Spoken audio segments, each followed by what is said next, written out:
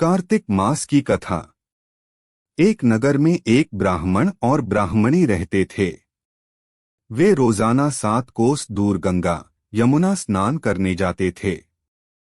इतनी दूर आने जाने से ब्राह्मणी थक जाती थी। तब ब्राह्मणी कहती थी कि हमारे एक बेटा होता तो कितना अच्छा रहता। बेटे के बहू आती तो हमें घर वापस जाने पर खाना बना हुआ मिलता और बहू घर का काम भी कर देती। ब्राह्मणी की बात सुनकर ब्राह्मण ने कहा कि तूने बात तो सही कही है, चल मैं तेरे लिए बहू ला ही देता हूँ। ब्राह्मण ने कहा कि एक पोटली में आटा डालकर कुछ मोहरे रख दे। ब्राह्मण के कहे अनुसार ब्राह्मणी ने पोटली बांध कर दे दी। पोटली लेकर ब्राह्मण चला गया। ब्राह्मण अभी कुछ दूर गया ही था कि उसे यमुना के किनारे बहुत ही सुंदर लड़कियां दिखाई दी। वे रेत में घर बनाकर खेल रही थी। उनमें से एक लड़की ने कहा कि मैं अपना घर नहीं बिगाड़ूंगी, मुझे तो रहने के लिए ये घर चाहिए। लड़की की बात सुनकर ब्राह्मण मन ही मन सोचने लगा कि बहू बनाने के लिए यही लड़की सही रहेगी। जब वह लड़की जाने लगी तो ब्राह्मण भी उसके पीछे पीछे उसके घर तक चला गया। वहां जाकर ब्राह्मण ने कहा, बेटी, अभी कार्तिक मास चल रहा है, इसलिए मैं किसी के घर खाना नहीं खाता। मैं आटा लेकर आया हूँ, तुम अपनी माँ से पूछो कि क्या वह मेरे लिए आटा छानकर 4 रोटी बना देगी। यदि वह मेरा आटा छानकर रोटी बनाएगी तो ही मैं रोटी खाऊंगा। लड़की ने जाकर अपनी माँ से सारी बात कह दी।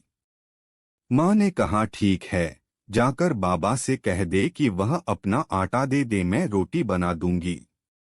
जब वह आटा छानने लगी तो आटे में से मोहरें निकली। वह सोचने लगी कि जिसके आटे में इतनी मोहरें हैं, उसके घर में कितनी मोहरें होंगी। जब ब्राह्मण खाना खाने बैठा तो लड़की की माँ ने कहा, बाबा, आप अपने लड़के की सगाई करने जा रहे हो। तब ब्राह्मण ने कहा कि मेरा बेटा तो काशी में पढ़ने गया हुआ है, लेकिन यदि तुम कहो तो खांड कटोरे से विवाह करके तेरी बेटी को अपने साथ ले जाऊं। लड़की की माँ ने कहा, ठीक है बाबा, और खांड कटोरे से शादी करके ब्राह्मण के साथ भेज दिया। ब्राह्मण ने घर आकर कहा, रामू की माँ, दरवाजा खोलकर देख, मैं तेरे लिए बहू लेकर आया हूँ।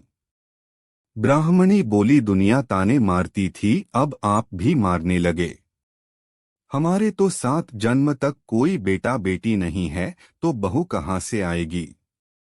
ब्राह्मण ने कहा कि तू दरवाजा खोल कर तो देख।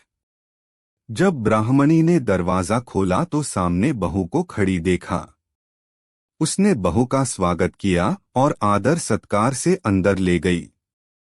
अब ब्राह्मण और ब्राह्मण स्नान करने जाते तो बहू घर का सारा काम करके और खाना बनाकर रखती। वह उनके कपड़े धोती और रात को पैर भी दबाती। इस तरह काफी समय बीत गया। ब्राह्मणी ने अपनी बहू से कहा कि बहू, कभी भी चूल्हे की आग मत बुझने देना और मटके का पानी खत्म मत होने देना। एक दिन चूल्हे की आग बुझ गई। तब बहू भागी भागी अपनी पड़ोसन के पास गई और कहा कि मेरे चूल्हे की आग बुझ गई है, मुझे थोड़ी आग चाहिए। मेरे सास ससुर सुबह 4 बजे से गए हुए हैं, वह थके हारे आएंगे, इसलिए मुझे उनके लिए खाना बनाना है। तब पड़ोसन ने कहा कि तू तो बावली है, तुझे यह दोनों मिलकर पागल बना रहे हैं, इनके कोई बेटा नहीं है। बहू ने कहा, नहीं, ऐसा मत बोलो, इनका बेटा तो बनारस काशी में पढ़ने गया हुआ है। तब पड़ोसन ने कहा कि यह तुझे झूठ बोलकर लाया है, इनके कोई बेटा नहीं है।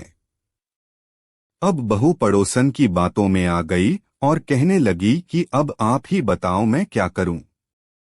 पड़ोसन ने कहा कि करना क्या है, जब तुम्हारे सास ससुर आए तो जली फूकी रोटियां बनाकर देना और बिना नमक की दाल बनाकर देना। खीर की कड़छी दाल में और दाल की कड़छी खीर में डाल देना। वह पड़ोसन की सारी सीख लेकर घर आ गई। जब उसके सास ससुर घर आए तो उसने ना तो उनका आदर सत्कार किया ना ही उनके कपड़े धोए।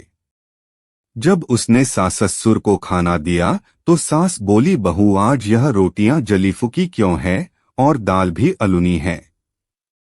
तब बहू ने पलटकर जवाब दिया कि एक दिन ऐसा खाना खा लोगे तो कुछ बिगड़ नहीं जाएगा तुम्हारा। सास ससुर को खरी खोटी सुनाकर वह फिर से पड़ोसन के पास गई और बोला कि अब आगे क्या करना है। पड़ोसन ने कहा कि अब तुम सातों कोठों की चाबी मांग लेना। अगले दिन जब भी स्नान करने के लिए जाने लगे तो बहू अड़ गई कि मुझे तो सातों कोठों की चाबी चाहिए। तब ससुर ने कहा कि इसे चाबी दे दो, आज नहीं तो कल इसे ही देनी है। तब सास ने बहू को चाबी दे दी।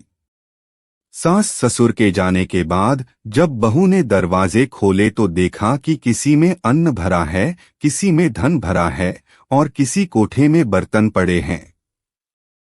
जब उसने सबसे ऊपर का सातवां कोठा खोला तो देखा कि शिव जी, पार्वती माता, गणेश जी, लक्ष्मी माता जी, पीपल पथवारी, कार्तिक के ठाकुर, राई दामोदर, तुलसा जी का बिड़वा, गंगा यमुना व 33 कोटि देवी देवता विराजमान हैं। वहीं पर एक लड़का चंदन की चौकी पर बैठा माला जप रहा है। यह सब देखकर उसने लड़के से पूछा कि तू कौन है।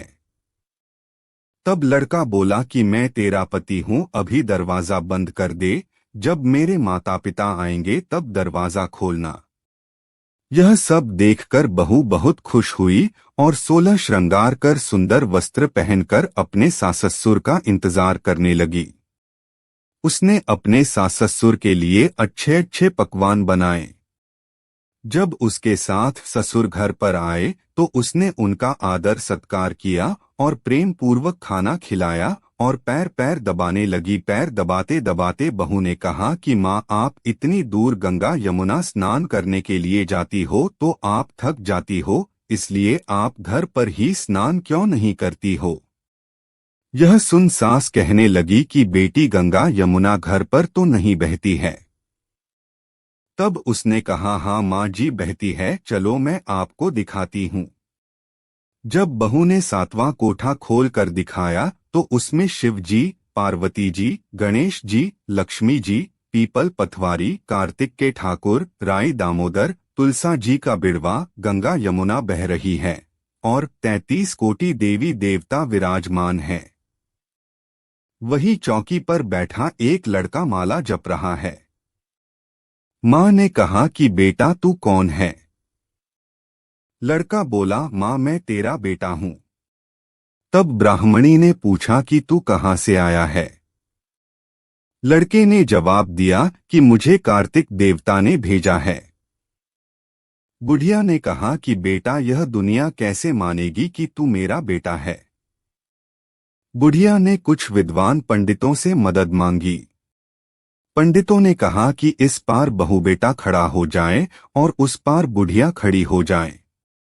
बुढ़िया ने चमड़े की अंगिया पहनी हो और छाती में से दूध की धार निकलकर बेटे की दाढ़ी मूछ भीगे और पावन पानी से गठजोड़ा बंधे, तब माने कि यह बुढ़िया का ही बेटा है। पावन पानी से बहू बेटे का गठजोड़ बंध गया। यह सब देखकर ब्राह्मण और ब्राह्मणी की खुशी का ठिकाना न रहा।